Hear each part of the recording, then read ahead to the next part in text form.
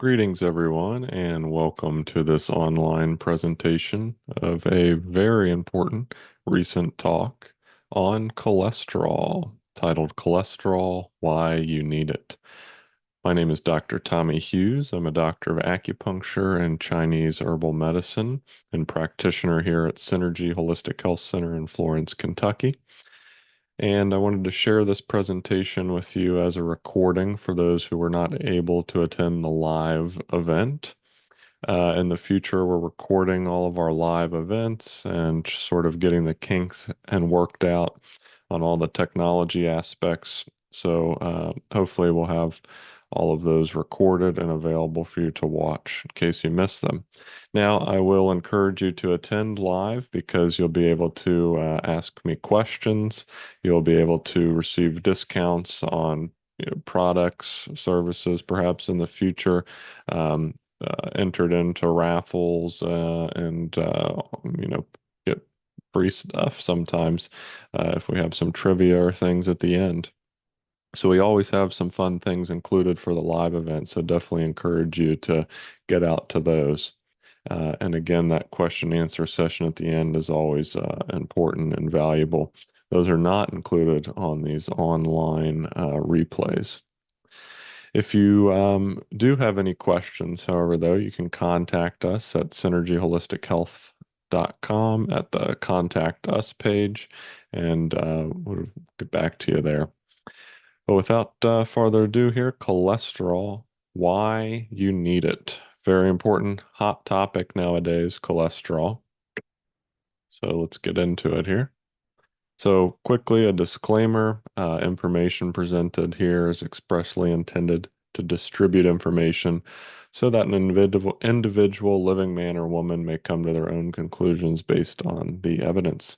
Presentation is not a substitution for medical advice. The information described in this presentation is not necessarily the opinion of Synergy Holistic Health Center, and statements have not been approved by the FDA. All rights reserved. So first, a thank you. Thank you for watching this video. Thank you if you attended the live talk and you're coming back to review. This is important information, and I suggest you do that so that you can be properly informed and research yourself. So, in general, just thank you very much. Thank you to Synergy Holistic Health Center, the location where I practice currently here in Florence, Kentucky.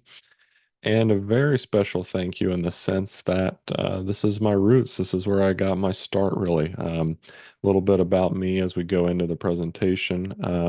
I've really been involved in holistic health and study of such my whole life. I've been interested in it. And I was very fortunate and blessed to start at a young age here at Synergy Holistic Health Center in high school. I started working the front desk, doing laundry, helping out, front desk, office support. And I knew I wanted to go to acupuncture school, natural medical school. And I worked at Synergy for about 7 years or so, and was really fortunate at that time to be brought along with Mimi and Mary Ellen, the co-owners and practitioners there, to a lot of really amazing, informative talks. One such was one of my first, and that was a holistic approach to improving cardiovascular health with Dr. Michael Gata, Chinese medicine practitioner, clinical nutritionist, speaker for a long time for Standard Process, as well as some of the other speaking circuits he's been on. And this talk really kind of blew my mind, and it really opened me up to even deeper aspects of study within the truth behind, real science, real biology, real physiology, real health. That's really rooted in actual science and not scientism. So a big thank you to Dr. Michael Gata.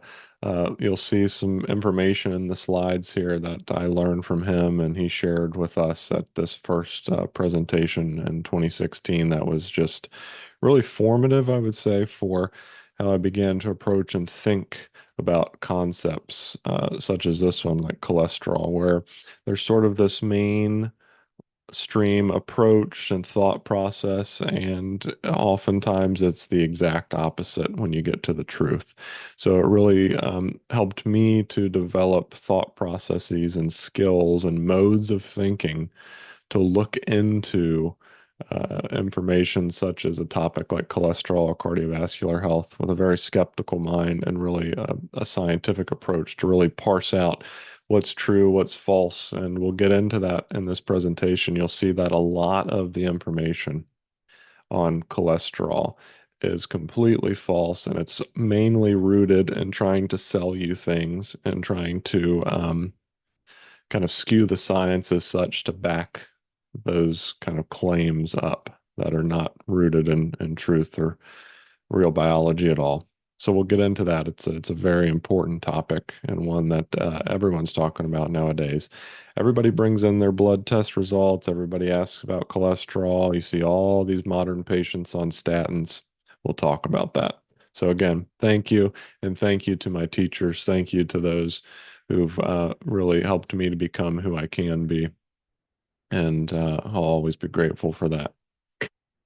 So I start with a question. The most common major surgery in the United States. Think about it right now. I know this isn't a live course or class or presentation, but maybe comment below and what you thought it was, what you're thinking. I asked this at the live presentation, and the answer is still a cardiac bypass surgery. And briefly, just to talk about that, to kind of set us up for this talk from a holistic perspective, isn't it interesting, the naming of that, a cardiac bypass? And I would say, this was something Dr. Gata started with and brought to our attention at that cardiovascular talk in 2016, was we really do bypass the heart in our culture from a very emotional perspective, especially men, where we find that most cardiovascular disease and cardiovascular incidents occur in men, very high proportionately so.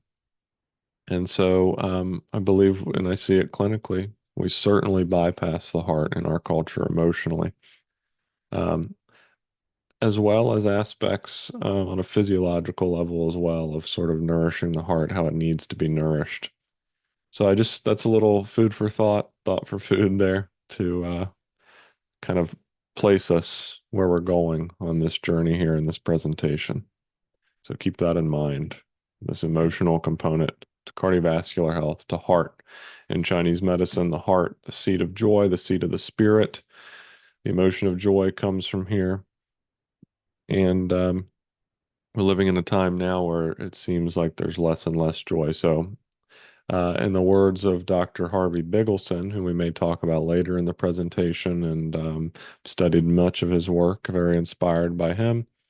10 minutes of joy a day. There's nothing that changes your blood pH quicker than joy, and nothing that just really develops that deep sense of health within you more than practicing joy, getting less out of this negative thought patterns.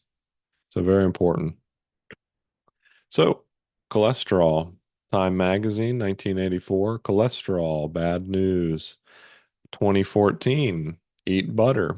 A lot of conflicting information. What do I do? Eat fat, don't eat fat. What's the real cause? Is it animal foods? Is it uh, saturated fat? Is it trans fat? What's going on? Certainly, this information can be confusing for the typical consumer, the average Joe or Jane. Today, though, with this presentation, you're going to be well equipped to understand the differences, the nuance, and help you to better make an informed opinion on your health and your health choices. And we will go through all of this, and we will see why this information has been created in such a way to be quite conflicting and confusing. So let's take this muddy water, let it settle, bring clarity back to this subject. So, how about some fun facts first?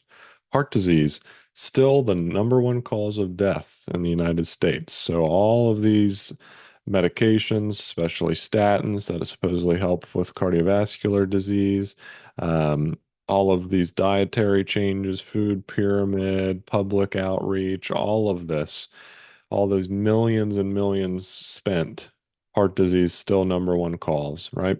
Similar to other diseases in our culture, such as things like, cancer, for instance, millions, billions, trillions perhaps spent on study and research, but yet rates are rising and not much change. So what's going on here? Annual number of statin prescriptions increased from 461 million to 818 million between 2008 and 2019. So again, this increase when things should be going the other way if it's working, right? Common logic, common sense. Between 1997 and 2007, no major changes were apparent in the age-adjusted percentage of coronary heart disease, stroke, or other heart conditions. And that's from the CDC themselves. And that's 1997 and 2007 between there. And we're seeing this high increase in statin prescription, high intervention of supposed dietary changes, and other aspects in the mainstream for dealing with cardiovascular health, but it's gotten worse. Study conducted between 1968 and 1978 showed that a district of 2,600 Greenland Inuits didn't have a single death related to heart disease. Contrarily, the Inuit living in the more westernized parts of Greenland and who had been exposed to refined sugars and flours had similarly increased rates of heart disease as seen in Western cultures. So, what's up there? That's kind of contrary to the narrative, right? Do not eat all these crazy saturated fats, all these heavy animal fats. But yet here we see a group of individuals in their traditional culture, on their traditional diet, doing just fine. And we might talk about later the work of Dr. Weston Price and how that's a really great example of folks in their traditional environments, the traditional foods and lifestyle, and how that helps is protective against disease. Lastly, stand in line at Walmart. Does America look healthy? Right? Just go to any Walmart. Where are we at? So I will say it's not all our fault, right? There's a lot of this information that's plastered on the television, on ads and magazines at your doctor's office. It's all there, right? And the medical doctors today and the typical mainstream are taught a specific thing in school, and there's a lot of force behind the drug industry, the pharmaceutical industry. And so it's not exactly all our fault. However, and this talk is perhaps your first intro to this, it's time to take responsibility for our own health. It's time to research. It's time to understand ourselves.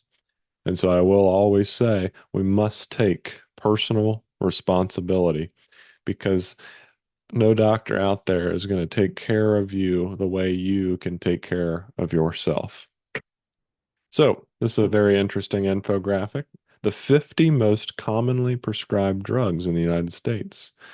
It's a little old. I forget exactly the year this infographic came out, but it's still number one is a statin. Common here is Lipitor. There's other versions of it, but we see about 28 million people on a statin here, 116 million total prescriptions each year, intended for this cardiovascular heart disease, high cholesterol, and being it so highly prescribed and so many people on it. Again, the question is, why do we still see such issues with cardiovascular disease? We'll find that out in this presentation. So, how about some cholesterol basics? We're talking about cholesterol. That's the theme, that's the topic. You go to your medical visits and they say it's time for a statin, your cholesterol's too high.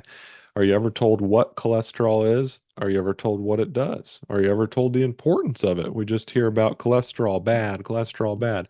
It's time to retrain that in our brains and realize cholesterol is not bad. It is vitally important. And anyone will know by looking in a physiology textbook that cholesterol is the basic building block for hormones, for cell membranes, for bile, all of that. So we see here, what are the functions? Well, cholesterol is important in cell signaling and nerve conduction. I just said it's the basis of your cell membranes. Vitamin D, we know that's another sort of supposed um, uh, issue in our country, very, very low vitamin D. Um, that's another talk in the future. That has a lot more to do with light and magnetism. But cholesterol is the principal sterol synthesized by animals. It's a lipid molecule. It's biosynthesized by all animal cells because it's a central structural component of cell membranes. You cannot make estrogen, testosterone, cortisone, and a host of other vital hormones without cholesterol. Yet another epidemic in our country, the hormone crisis, right? We know, and that's other talks that I have to give, so stay tuned. I might have them on the YouTube channel, on our website. Come to them in person, but these are aspects on detox. We'll talk about hormonal health in the future, but we know our environment is rich with xenoestrogens and these hormone mimicking things like microplastics and chemicals and atrazine. Yet we also have the onslaught of statin use and cholesterol, blocking drugs and diets that are void of healthy cholesterols and fats. So we see how it starts to all correlate and connect. Other comments here you might see on lab tests, blood tests that you get back. You might be talked to about this information, LDL, HDL. They say LDL is bad cholesterol, HDL good. That is a very, we should say, very confusing statement and a very incorrect statement. There's really no such thing as bad or good when it comes to that. These stand for high density lipoprotein and low density lipoprotein. The amount of fat, the amount of cholesterol that these lipoprotein carriers can carry. And perhaps their idea of why LDL is bad is perhaps it's more oxidized easily and it carries less. But that's really about it. There's no correlation when you get to the actual real studies and understanding here with, these levels in heart disease. All cholesterol is the same. It's just what the little carrier, the little bike or the little car it rides on changes. So that's cholesterol basics. Very important. Um, Way back when our great great grandparents had high cholesterol diets, and we saw, and again, obviously correlation does not necessarily mean causation, but this is one thing to look at. Why was it their diet so high fat, so high cholesterol, less heart disease? Why is it big countries with extremely high intake of fats like butter, like in France, like in Spain? Why lower rates of heart disease? Something to be investigated. So the problem, according to the mainstream, cholesterol equals heart disease. That's what they say, right? So the truth is cholesterol does not equal heart disease. That's really such a reductionistic black and white statement. And I think that is the common problem with modern allopathic medicine and even modern holistic medicine at times. It becomes very reductionistic, very pathomechanistic thinking process. A equals B. And that's just not the case. That's not how our bodies work. That's not nature. It's much more complex and beautiful than that. So the truth here, cholesterol does not necessarily mean heart disease immediately. So let's retrain our brains on that one. Talk a little bit here about statins. We've all probably heard of these. Many folks may even be on them. Statins are a HMG CoA reductase inhibitor. It's just all these fancy biological terms. We won't get too deep into that, but basically it works by blocking that enzyme in the liver, and that's an important one for cholesterol synthesis. So again, I'm going to ask a question to think about as we go through here. Why such high rates of things like Alzheimer's dementia in our country all of a sudden now, right? We'll talk about in the future a very important concept around all the chemicals. We'll talk about emotional factors there. Um, but another thing, cholesterol, the brain is a high percentage of cholesterol. It's so important for brain function. Um, and there's many studies that show statins and one of the major side effects being reduced cognition or memory problems. And so here on the left, I've included all of these from, you can always recommend going to drugs.com. It's a good resource to look at side effects, information about your drugs. You can always, research that if you're on specific pharmaceuticals. It's important to be aware as a individual. So, common side effects for statins, muscle pain. Most people are very aware of that. Headaches, diabetes, dizziness, tinnitus, memory problems, neuropathy, big ones. Here's just some studies. I've included the resources here for you. Statins and risk of type 2 diabetes, the mechanism and clinical implications. These drugs might change how your um, cells use energy or cause calcium and protein to leak out of your muscles, and that might be the mechanism of action for those kind of muscle pain and weakness problems. Many I've worked with have talked about that. 46% increase in type 2 diabetes in the participants on statin treatment. Again, out of this study, go check it out for yourself, right? All of this is out there. It's for you to see, it's for you to understand, research, and it's just plainly there. It's just most people don't go and look for it. And so I'm providing all this information for you in hopes that you can better um, prepare yourself for making health choices like this.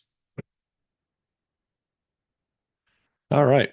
So let's get it into, the mechanism of these negative side effects when taking a statin. So cholesterol reduction downstream has a reduced production of sex and adrenal cortex hormones, cognitive impairment. There's the CoQ10 reduction due to statins that creates cell damage, reduced cellular energy, that sort of fatigue, that muscle fatigue. And then mitochondrial DNA damage, that's the muscle, that's the nerve. We see a lot of this neuropathy as a side effect, oftentimes for folks on them for long terms. Dolichol inhibition for diabetes. So again, all of this information is there. It's a Google away oftentimes, right? We always have to be careful, of course, with Google. Nowadays, only specific search results show up. A lot of good information censored. So you really have to become quite a detective, a health detective. And I consider sort of what I do on the side as a health detective. That's a big part of what we do as practitioners. So now I want to share one more resource for you that's very important. It's called the NNT. The NNT.com stands for the number needed to treat. Very important concept in pharmaceutical studies. It's basically representing the number of individuals needed to treat, let's say in this case with a statin, for one person to benefit. So you can see here, this is red. It's not good. So, for preventing heart attack, in one major study for on statins, 104 people needed to be treated with that statin just for one person to benefit. And then we look at the harms. 1 in 50 were harmed. In one study, they developed that type 2 diabetes. 1 in 10 had the side effect of that muscle damage. So we see in these studies very, very poor outcomes, side effects, much greater risk to occur than any type of benefit from the pharmaceutical here, in this case, a statin. So I encourage you to use this website. All the resources are below when you go to this on the NNT.com. Down below, they provide all those study resources.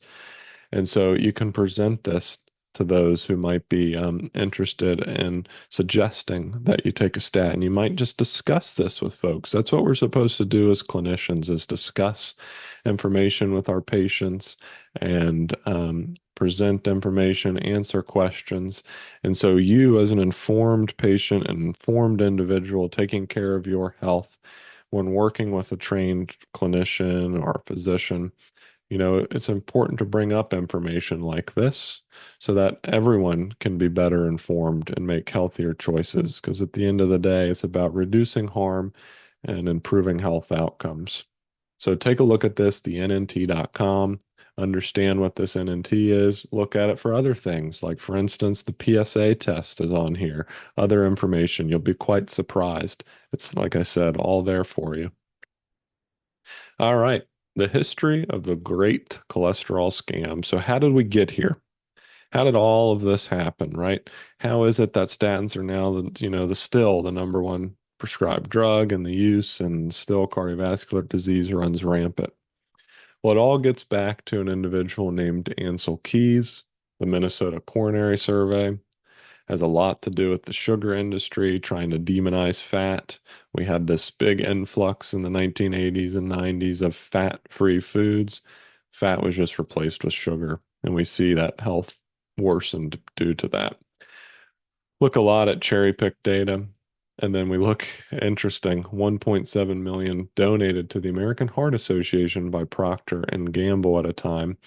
And what was it that they were trying to put on the market? Perhaps these hydrogenated vegetable oils like Crisco, things like that. I want to give you another resource that's very valuable. Wonderful book here by Matthew Lysak, Fiat Food. And he goes through, excuse me, all of this in great detail. Why inflation destroyed our health. And he gets into the great detail of these, like the Minnesota Coronary Survey, Ansel Keys' background, and really breaks it all down for you. We'll do a brief survey in this video, but for more information, this is definitely a good book to have on the shelf. And then an article, Records Found in Dusty Basement Undermine Decades of Dietary Advice. The raw data from a 40-year-old study raises new questions about fat. So again, one of these major surveys here on heart health, one of the biggest ones ever done. They didn't like the results, so they hid them. And that whole provocative, interesting story is in the Fiat Food book. Highly encourage you to look into that. I've also provided at the end some resources of the author of that book on some podcast, and he breaks it down there as well, in case you don't want to read the book. But very important to understand and know. Very interesting history. So how about this Ansel Keys fella? So he had a PhD in oceanography, nothing to do with human health, physiology. He had a lot to do with studying eels and not humans. He was a creator of the World War II K ration, which included cigarettes, which wasn't the best thing, right? He was the author of the seven country study, and he excluded 16 countries that didn't support his theory. So again, cherry picking data. We see that rampant in science nowadays. He used trans fat rich margarines in his experiments, but implied that he used butter. So that certainly changes things. We'll talk about trans fats here in a bit. He was the lead investigator of that major coronary experiment. But again, they didn't publish those results because it was such negative. It was such contrary to what they wanted and what they believed to try and prove that these, you know, saturated fats caused, or these high cholesterol foods caused heart disease. It was quite the opposite. Uh, and so it wasn't a true reflection of the Mediterranean diet that he proposed. So really rampant here with scientism, the modern day sort of religion that's not based in actual scientific method. It's more about interests, money, pushing different agendas and narratives. And so you see, if you look into this background, the foundation of all of this information of statins, of cholesterol linked to heart disease, the foundation itself was already crumbling, was not strong, and therefore anything built upon that, which is all the information being bombarded, thrown at you nowadays, faulty foundation. It's all based on fake science, so no good. So, how about this? 1970s, the max normal cholesterol for total serum cholesterol level 300. 1994 dropped it to 200. So, what's going on here? In my opinion, there's this, and other clinicians as well out there and researchers, there's this sort of dropping of this number to get more and more individuals into a bracket based on blood analysis to, really cause fear and fright in individuals to get them on medications that may not be helpful at all. And so you have to look at this and understand that a lot of information for these ranges, these blood ranges, are based off of bad studies. They're based off of pharmaceutical companies trying to push this information. So again, look into that. So, how about some information that's actually backed by science, not scientism? Look at all, this is just a small survey here of some books, Great Cholesterol Con. All these are by medical doctors, PhDs, some of them cardiovascular physicians. So again, it's out there. There's this other side. It's important to look into. It's important to look at both perspectives, both sides, and then make your decision. And I think that decision will be easily made when you start to really kind of investigate and understand what's going on here within this whole cholesterol conundrum. And I hope that this presentation gives you that introduction, gives you the basic building blocks and the understanding. We talked about how important cholesterol is for the body. You start to block its production and you don't, ingest in the body cholesterols and healthy fats, you start to see issues with hormones and cognition and muscles. And so we talked about that importance of what cholesterol is. We've started talking about the faulty studies that it's based upon. And so things are starting to crumble, the real stories coming forth, and this will help bolster that even more, all of these resources here. And again, at the end, great podcast resources, more information to dive deeper into. This is your intro into all of this. So let's go over the cholesterol benefits. The brain contains 20 to 25% of the body's total cholesterol, even though it only makes up 2 to 3% of the body's weight. This makes the brain the most cholesterol-rich organ in the body. So again, very important. Cognition. What are we seeing nowadays? LDL is essential for human life. Case studies of individuals with familial hypercholesterolemia with LDLs above 400 their entire life with zero atherosclerosis. So again, causation, correlation. I'm not making the claim that just because there's this one case study means that that's super significant. However, we must take those situations into account now. If there are individuals with those LDLs above way higher than any, range you're going to find on your blood test that is considered healthy, what's going on there? Zero atherosclerosis. So is it really the cholesterol if that is in such a high level? It's important to take into consideration and for further research and study. But you see many case studies like that. If LDL is causing direct injury to the endothelium, why do you only accumulate atherosclerosis in the arteries and not the veins? They both have endothelium and similar levels of LDL, right? This is food for thought. These are questions. The endothelium must be injured, and then LDL causes the problem. So the question then is, what's injuring the endothelium? You see, I'm presenting these questions for food for thought, as well as to get us into a mode of thinking that's important, to begin to question and to ask the right questions, to ask important questions. You see, what's happening in modern day scientism is there's a question, and then a big piece of those questions are often left out. Very fine example here, the last bullet point. If the endothelium must be injured and then LDL seems to be causing the problem, they kind of stop there. Oh, it must be the cholesterol because it's there at the scene of the crime. But we have to ask actually what's injuring the endothelium to begin with, right? That's a very important piece that's often overlooked. And in summary here,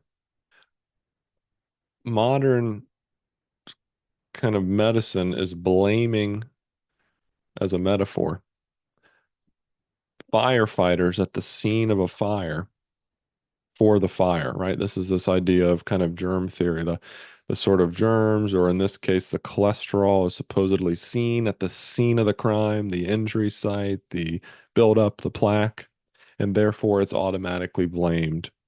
That's not very thorough science, right? That's just like, oh, I see it there. It must be that. There we go, done, right? There's no logic to that. That's just simple belief in something. We need to go farther. We need to ask these questions. So again, cholesterol is seen sometimes in these areas, so-called scene of the crime, but is it really the cholesterol? We'll get into that. So the real problems, what's really going on here? What do we know is really causing injury and has been introduced in these past 30, 40, 20 years where we're starting to see an even more decline in the Americans' health, an even greater increase in chronic disease. And that we'll talk about here on this slide. So Stress, really number one, right? Cellular stress. Really toxic water supply. Folks are not being concerned about what type of water they're drinking. We've got all these introduction of electromagnetic fields that are non-native to us. So power lines, tons, cell phone use is ever increasing. We've got 5G now. We know in the studies that these non-native electromagnetic fields cause inflammation. They cause degradation. They cause changes to the structured water within our bodies. They change the electrical system up. So that's very important and not to be neglected or overlooked. We also have this huge influx, and this ties in with that what I talked about, that money from donated to the American Heart Association. We see this influx in seed oils, very cleverly marketed as vegetable oils, right? Because we think, vegetable healthy. But these seed oils we see on the gift to the right here, this moving image, this is the extrusion process of rapeseed oils being turned in, to that fancy, pretty looking colored oil in the bottle on the store shelf. So this is one process here, the extrusion process, under high heat, under high pressure, extremely oxidizing, so damaging to the oil itself. And therefore, you later on as a consumer um, take this into your body. What's it going to do? Highly stressful on the body. This is not meant to be processed this way. It's not meant to be created into things like margarine. A seed oil is liquid as it's pressed. It's not meant to be a solid like butter. And so, um, yeah, just really quite a disturbing process. Lots of chemicals involved, lots of high heat, just lots of toxins. We also talk about malnutrition. Most Americans are sort of overfed but undernourished. Talk about blue light, non-native EMF. We talked about that a little as the first part here. For more information on that, highly recommend you check out Dr. Jack Kruse's work. And then we see cardiometabolic disease, triglycerides, AGEs, sclerosis through poisoning, and stress and emotional components. The AGEs we'll talk about in a bit. That's the advanced glycolytic end products. That's the kind of materials that get produced from processed foods like this oil here. But overall, and we could summarize as inflammation, tissue damage, and deposition. So the real process of dis-ease development is there's this sort of inflammatory process, and the body tries to heal it through that. Inflammation is not necessarily bad. I think it's marketed and labeled oftentimes as bad. You don't want inflammation, but that's a natural, healthy process. It's just when it becomes out of control and chronic that we start to develop tissue damage. So then we start to develop this damage on the endothelium, and then we get deposition. So maybe it's the body's way of trying to heal itself. We aren't listening to the signs and the symptoms, and we're allowing for the deposition process. So in many cases, cholesterol being a natural material to deposit to try and help with this damage to the endothelium. It's just this continual re-injuring that occurs because of diet, because of stress, because of everything in our environment nowadays. So the main point here is that humans are intimately tied to nature. We've gotten away from it. We're eating foods that are not naturally found in nature. We're doing things that are not natural to the rhythms. We're staying up way too late, exposed to all these lights that are not natural, changing our hormones, changing our biological clock and rhythms. We've fallen so far out of balance that we find ourselves in these chronic states of inflammation and then left un sort of focused upon, unaddressed, I should say, we'd start to go through the other phases of disease development, and that's tissue damage and deposition, and then there's other phases later on. So the real problems, in summary, is sort of what we're exposed to in our environment nowadays, and the toxic foods, and the poisons, and the chemicals, and the emotional states, and the way we'd fall out of balance. So it's time to get back to nature, follow nature, observe nature. Talk about that glycation process, those advanced glycolytic end products. It's this sort of process when you um, high heat processed foods, when you char grill things, when you know, really burn stuff, that kind of black end product, these sticky substances, right? All of these processed foods, cakes, cookies, crackers, boxed materials, fake fats like the seed oils, the toxic seed oils, these produce these sticky glycated sort of end products. And you think about, you know, sticky blood or development of you know, these plaque formations and things. You have to look at this glycation process and all of these sort of toxic metabolites from processing foods. So how do we miss all this? What's going on here? Why did we you know, we talked a little bit about the industry funding and the fake studies and the pressure to, you know, possibly sell these pharmaceuticals. But can that be it? How did all of these brilliant physicians and scientists really miss all this? And that's really a future talk in and of itself. You know, we get into how science has really fallen and how we sort of base things off of, again, previous foundational concepts that at the start are incorrect and completely wrong.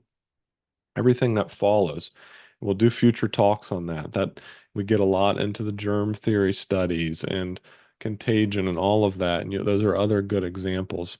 But for today, we'll stay on topic of cholesterol. And we really got into this because of reductionism. We really focused black and white. Again, we said, okay, cholesterol must be it. We're going to stick with it. That's the bad guy. We're going to just stick there and we're not going to branch out. We're not going to think. We're not going to ask deeper questions. We're again always blaming the fireman instead of the arsonist. And that's my metaphor for saying, and many others' metaphor, we've used this, and I've learned it from others in sort of the germ theory concept of blaming germs at the scene of the crime as the cause of disease when that's not the case. But in this case, we've, you know, there's a fire. You show up to a house fire, the firemen are there putting the fire out, and you say, ah, they're there and they're always there when there's a fire. So it must be these firemen that are causing the fire, right? That's not the case.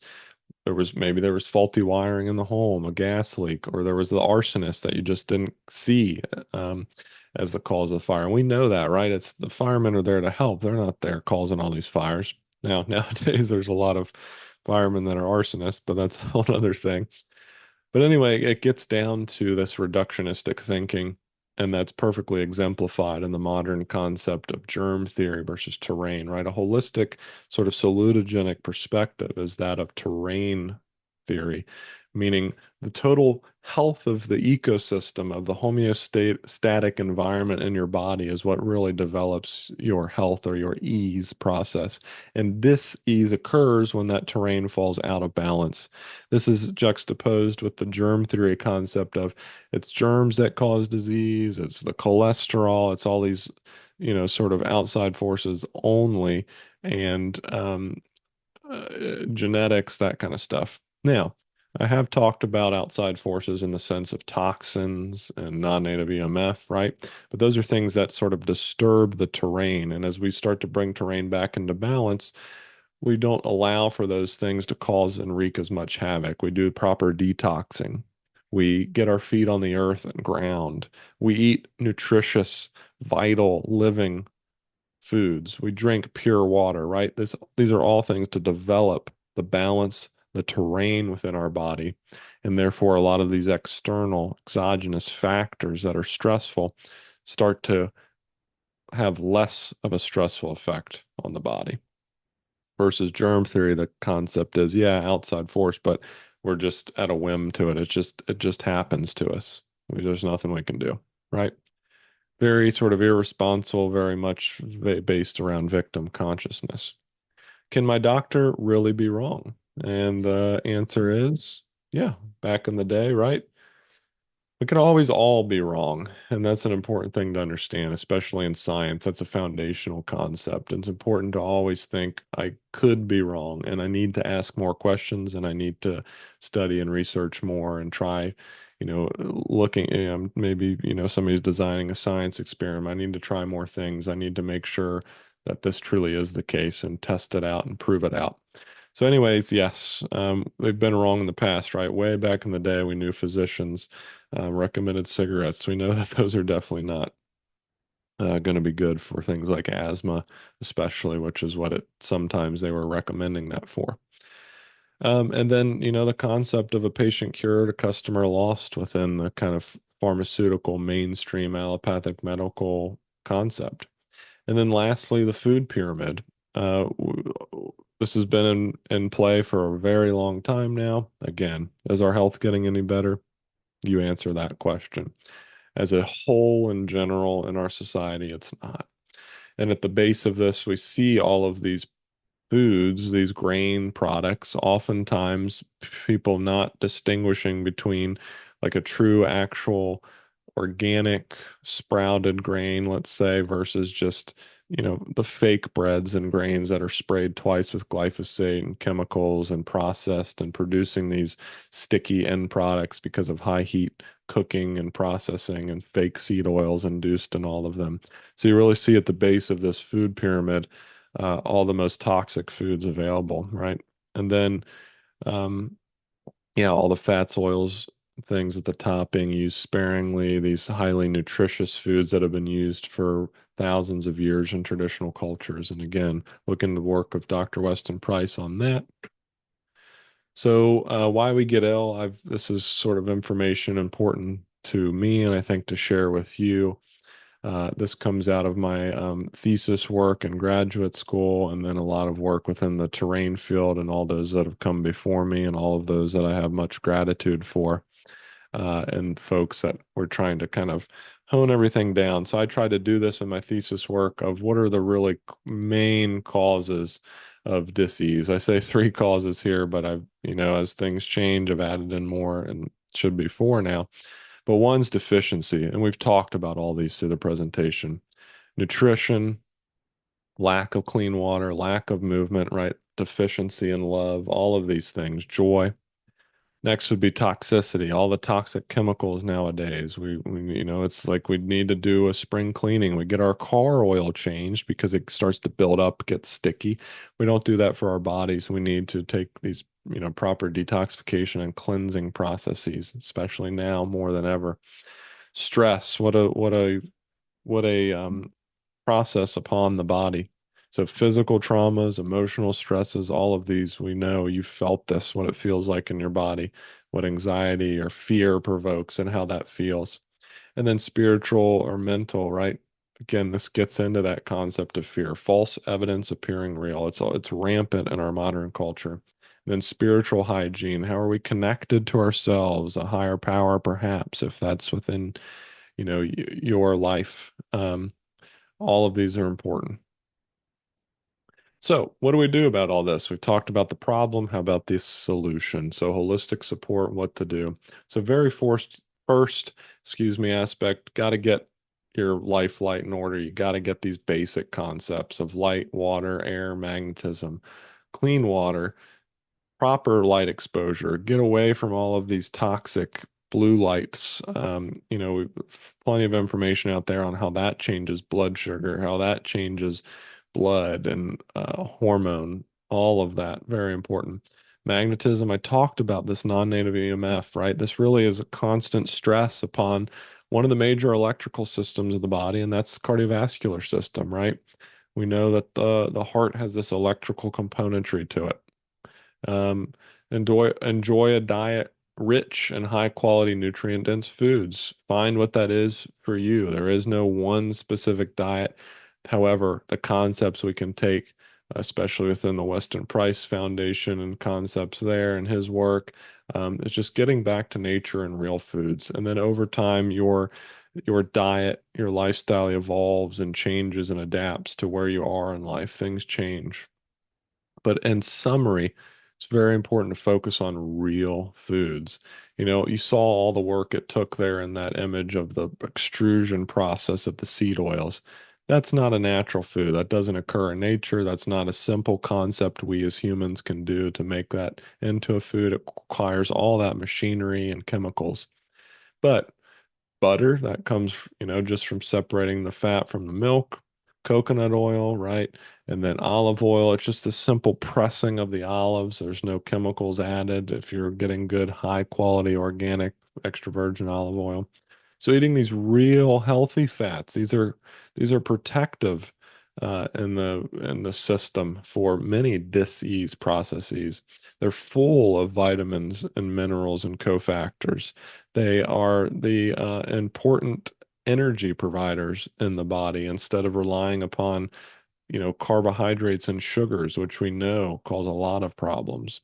And then avoid processed industrial foods. Just by doing these basic things and changing up your diet and your lifestyle, you will feel and you will see a change in your health. So avoiding processed foods, all these fake vegetable oils, the safflower, the canola, the Crisco, all these hyper hydrogenated oils, right? That Crisco, that's this margarine. These are all fake foods, literal fake foods. And then the devitalized foods, the white flours, the white sugar, the chemical laden things. Just by starting there, by removing some of those and adding back in real foods, you'll notice a change and a difference. And that's a very important concept. If you'd like more sort of focused support, always check us out, synergyholistichealth.com. Um, you can come in for some acupuncture, herbal consults, nutritional consults. Just as an example, I wanted to show here this enzymatic product for maybe if some folks do lean or tend toward this kind of viscous blood or this buildup or this plaque formation. I'm not saying that concept or that aspect is not a real phenomena, because indeed it is. But we talked about in the talk how it's not the cholesterol. That's not the boogeyman. There's a lot of other aspects such as toxins and AGEs and all these gooey substances and stress and all of that. So if you are someone that tends toward that constitutional state or have those sort of dis-ease processes going on, as an example, just to show, this is one aspect that we might utilize, and that's some of these enzymes that have been studied to break down these fibrinogens and these sort of plaque and these sort of buildup, as well as some of these herbs that have been studied for a long time and have been used in traditional medicines like traditional Chinese medicine and Ayurveda, like turmeric, like boswellia, like ashwagandha, like the black pepper, all of these sort of blood cardiovascular support aspects. So there are options out there, and I encourage you to speak with and meet with a trained practitioner around all of this, like myself, or what we provide at the Holistic Health Center here. And then, looking into what you're putting in your body, looking into help to detox, all of that will play an important role. So if you find, okay, this is all great information, makes sense, but where do I start? That might be a place just to come in for a visit, kind of go through everything together in a comprehensive way. So, in summary, though, always important to just detox, allow that body to do what it needs to do naturally. The body has an innate ability to heal itself if provided what it needs and if we get out of the way. That means as well, sort of getting these sort of buildups, these emotional states, all of this sort of back into a balance and out of the way so the body can do what it needs to do. So detoxification, cleansing are important processes that need to be done. Again, we take our cars in for maintenance however many so months. We maybe do some spring cleaning in our homes. How about our bodies? This very important, right, temple that we need to take care of. So, in summary, be a real human. Get back to what real humans do. Get out in the morning, get that fresh sun on your skin. Let that circadian rhythm, those biological rhythms set. Eat real foods, things that you find in nature, not in packages in the supermarket that are fake.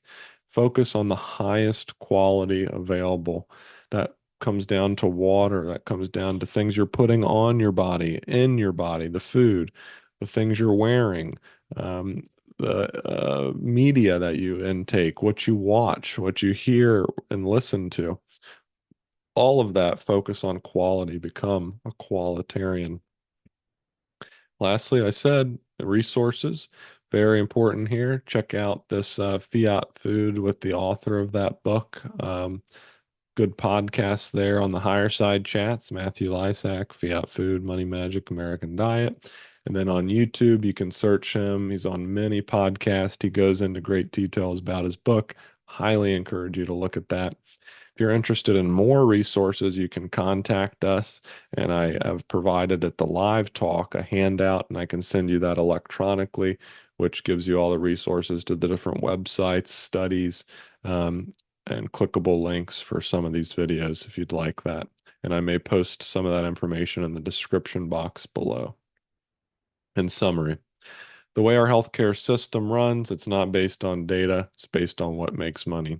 It's Dr. Hoffman, Clinical Medicine, UCLA. The number needed to treat for most statins is greater than 100, meaning for just one person to benefit on a statin, 100 people must have taken it just for one to see benefit. And then we've talked about in that previous slide and looking at the NNT, go to the NNT.com and look at the statin studies, that 1 in 10 were harmed, 1 in 50 were harmed, the NNT, so the number needed to treat for one person to be harmed. So that number was, and compared to number needed to treat for a positive, that negative was much easily achieved than any positive benefit. So very important there, the NNT for statin studies. Cholesterol has been mistakenly blamed for the crime just because it was found at the scene. Healthy fat does not make you fat. I think that's some programming conditioning we need to retrain ourselves on. And that comes out of the 80s, 90s era where they're taking all the fat out of the food and this idea of fat free, right?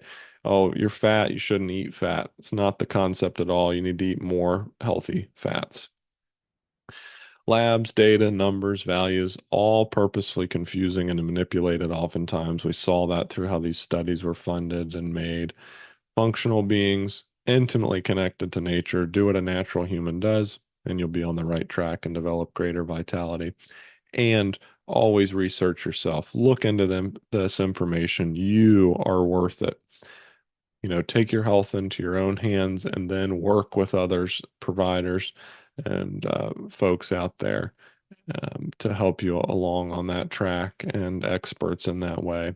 And but always do your own research as well so you can come to a better understanding for yourself. So if you have any questions, please feel free to contact us. Provide that information below in the description box of this video. I hope this was valuable for you and informative. Perhaps we'll take some snippets from the video, post them as shorts for just some quick info that you can share with others. That's important. Please like this video, share it with others you feel might be interested in this or might need to hear it.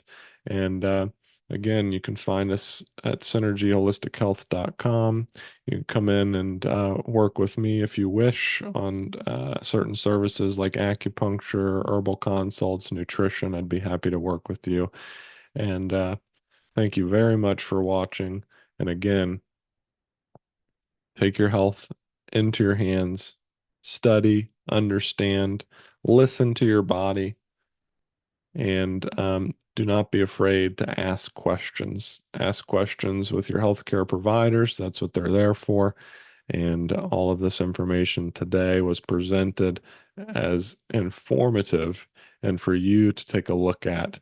And by no means take any of this information just and run with it and just say, ah, that's it, right? Because that's counter of what I wanted to do today.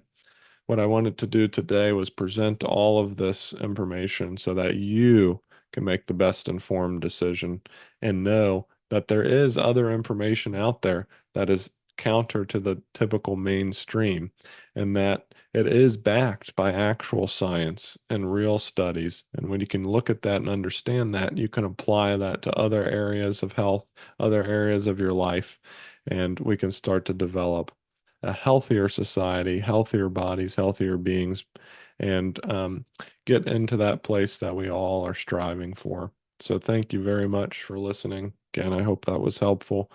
And get out there, be joyful, eat some real food, drink some clean water, get out in the sun and the light, get your feet on the earth. and be a real human.